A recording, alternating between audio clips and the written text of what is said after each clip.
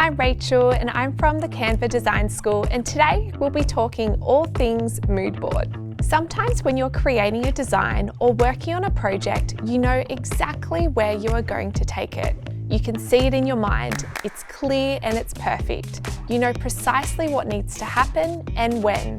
Unfortunately, your teammates, your client, or even your boss can't see into your brain.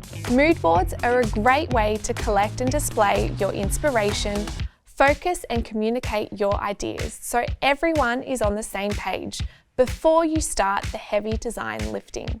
In this video, we explore different styles of mood boards, why they're useful to the design process, and how to get started with a template.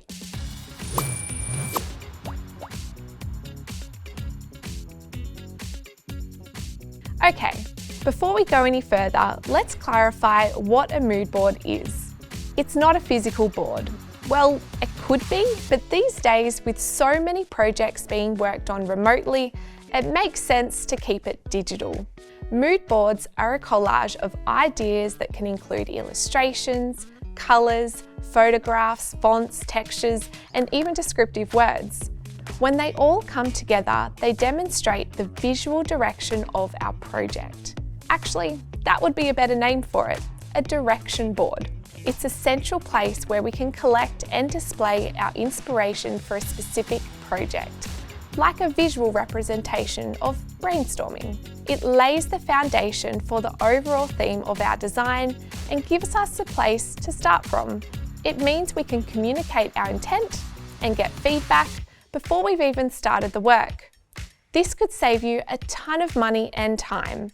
There's nothing worse than putting time into creating something only to find out your client or boss doesn't agree with the original direction.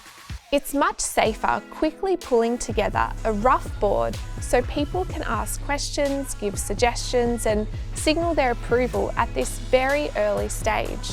It's easier having these discussions about creative direction before the work is carried out and before money and time has been spent. It's also great to refer back to as we start designing, making sure that the original vision is still coming through. Anyone who has been involved in a creative project will know how quickly we can divert and find tangents and go off track as you start the ideation phase. Mood boards keep us focused.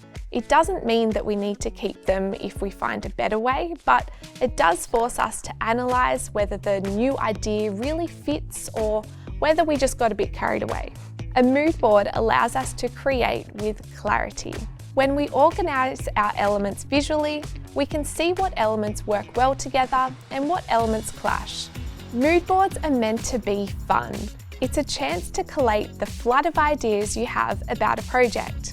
At Canva, we suggest 3 stages: collecting, collating, and collaborating. The first stage is collecting all of your materials in a visual form. Back when we would create physical boards, it was a process of flipping through magazines and books, photocopying or cutting out imagery to stick on a foam board. These days, in a digital world, we still cut, copy and paste, but it's using keyboard shortcuts. How about we dive into Canva and start designing a mood board? So I'm going to create a mood board for my imaginary cafe, Nourish. There's a couple of ways to start a mood board in Canva, and the easiest way is to start from a template. So from the Canva homepage, I can search the word mood board. And now I have access to all of these beautiful mood board templates. I like this one. So this is a really good starting point for our mood board. Now I can start adding all of my inspiration. It's good to start with some keywords that are really driving my thinking or vision. So I'll hit T on my keyboard to create a text box. And I'm going to add 5 or 6 words. Should be a really good start and will really, set the direction for everything else. You can always add more as you go as well. These might be words that came out of a previous discussion or a meeting with a client or teammate. They might even have been on the original project brief. They could be brand values or positioning statements or taglines. The important thing is to just get them on the mood board first. Now, let's select some new colours. The colours you choose should be ones that immediately spring to mind when you're thinking about the project. I'm just going to click on these coloured elements already in the template and update those. It's also useful to include some lighter colours for contrast, so I'm going to update the colour of this background texture to a light earthy beige. Again, these may change as you start adding more things, but it's an easy step to follow after choosing your keywords. Next, let's find some imagery that inspires the theme you are trying to create. So I'm just going to search some keywords here, and I'll use the plus symbol to add some multiple words for a narrower search. And here I will drag and drop this image to the canvas and fit them in the frames that are already there. I love these images. They really communicate the theme I'm going for.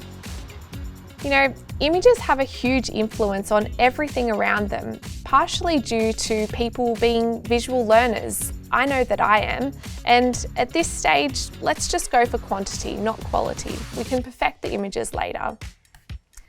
Likewise, you can also upload images from your computer. So this is perfect if you have an inspiration folder with images, or you can always copy and paste from the web. So as you add your imagery, you may need to adjust your keywords or colour swatches, and that's totally fine. It's an interactive process where each step should really influence both the ones before and afterwards. For instance, I found the perfect image for my brand, and I think I want to change my colours slightly to match this image. In Canva, this is really easy. You just select a colour swatch and then click the colour tile here. Open the colour editor and scroll down to photo colours. Each photo will create a palette based on the image. Let's select this one. Now is the time to add some fonts to the mix. So use your keywords as inspiration. Click on a keyword, select the text here, and type in a style into the search bar. Remember, fonts have a personality, so choose ones that are in unison with your imagery and your colours. So texture is another element that often gets missed out on a digital mood board. But like fonts, it can communicate feelings to the viewer. And while they won't be able to touch or feel the sample, if you have the right image, the viewer will be able to recognise the feel you are expressing. Because it's digital, you can also think about adding video or sound to your examples. When you have a decent amount of samples and all of your inspiration is in one place, you can start to group things together and really express the right feeling. So make sure you don't repeat yourself. If images are saying the same thing, choose ones that say it best. Likewise with colour swatches, ideally you want 3 or 4 colours, a primary, secondary and an accent, or 2. Normally that covers every base. Fonts should follow the same rule. You have a headline display font, you have a subhead and a body copy. That should be enough. Wow, this is actually looking pretty amazing. Now it's ready to bring in some other stakeholders. So simply share a link to the mood board and they can jump in and add their own ideas to the board. This is a really great strategy to use to, increase team buy-in and ownership of the ideas. They can give feedback, ask questions in comments, or even assign tasks. It's a great way to create an asynchronous discussion, so everyone is aligned to the vision. Mood boards are forever evolving, but are really great to put together at the start of a project to create that alignment, and it's a great asset to refer back to later. I personally love to print mine out and have it in a place that I can see as a visual reminder of what I'm doing and where I want to go with my project. And well, that's it from me. So get on into Canva and play around with the mood board templates and see what you can create for your new project. Oh, hey, thanks for watching. Why don't you hit the subscribe button so you don't miss out on our next video? And let us know what you think in the comments, or just comment to say hi.